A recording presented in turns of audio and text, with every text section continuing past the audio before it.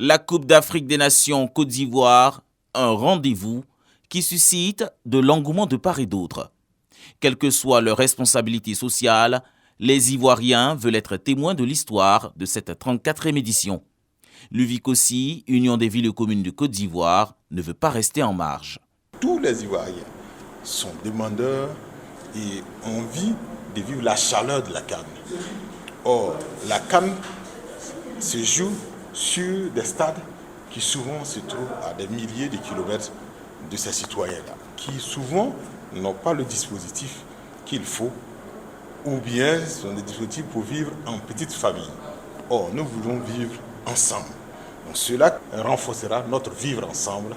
Des centres permanents et d'animation artistique et gastronomique, des camions podiums avec des écrans géants seront déployés dans 76 communes de l'intérieur du pays et 8 issues du district d'Abidjan.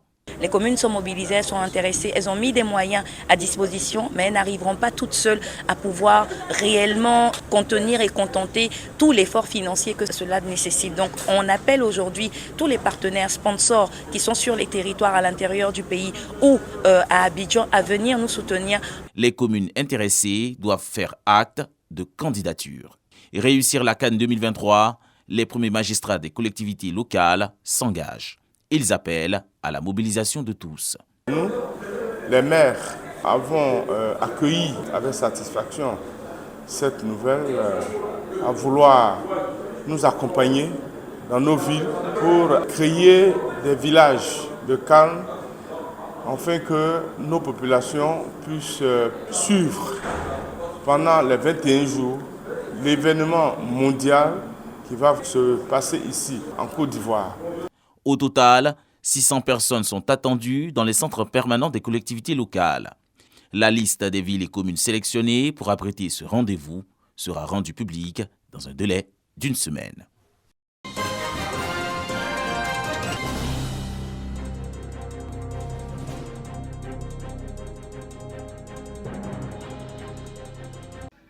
Un vœu cher des populations de Bidiala Bobosso, village du département de Dabakala, vient de se réaliser. C'est lui de disposer de l'eau potable et mettre fin à la souffrance des femmes qui parcouraient des kilomètres pour avoir de l'eau.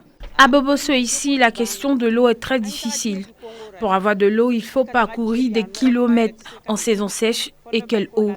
Souvent, cette eau boueuse et sale nous donne des diarrhées et des maladies de peau. Le village dispose désormais d'un château d'eau qui va servir gratuitement les ménages. C'est une œuvre de la coopérative minière des frères de Dibiala Bobossou en collaboration avec une entreprise de bâtiments et de travaux publics. L'infrastructure hydraulique est réalisée dans le cadre des œuvres sociales de cette coopérative minière. Dans la création de mon entreprise, j'ai pensé d'abord à mon village parce que je sais que l'État travaille beaucoup. L'État seul ne peut pas tout faire.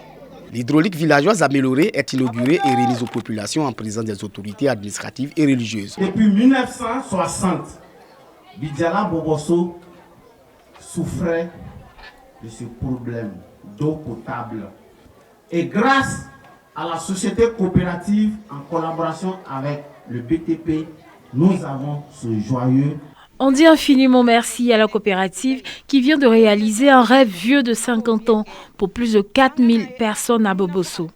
On va plus se déplacer, l'eau va couler dans les robinets gratuitement. Quel bonheur! L'inauguration du château d'eau est couplée à la récompense des meilleurs écoliers du village. Les 3 premiers de chaque classe ont reçu des kits scolaires. Depuis l'obtention de son permis d'exploiter, la coopérative des frères de Bidiala Bobossou a réalisé plusieurs infrastructures, notamment un bâtiment de 3 salles de classe, des logements d'enseignants.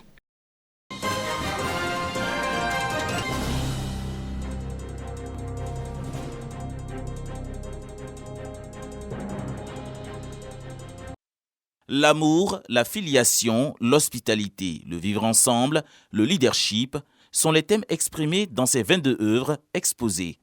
Ces productions réalisées et inspirées par des lignes en illustration et en énergie sont l'œuvre de Techi Yapi Jean-Yves, enseignant d'art et diplômé de l'école des beaux-arts. La particularité de mes toiles, c'est la présence des lignes. Assez de lignes avec du monde, c'est pour dire que nous devons toujours être unis parce que je travaille sur le lien social. Donc parler du lien, c'est parler du regroupement, du cordon qui existe entre nous. Trait d'union est l'intitulé de cette exposition qui constitue la toute première de l'artiste. Amateur et professionnel d'art, séduit par ses œuvres. C'est des travaux de belle facture, c'est des chefs-d'œuvre. Nous pensons que dans l'avenir, c'est un nom qu'il va falloir retenir dans le domaine des arts plastiques. Ces œuvres sont magnifiques, ça traduit le titre de l'expo, Trait d'union. Nous sommes très heureux. À travers ses œuvres, le peintre Tetchi prône la vie en société au détriment de l'individualisme. Cela pour un monde réunifié et plus social.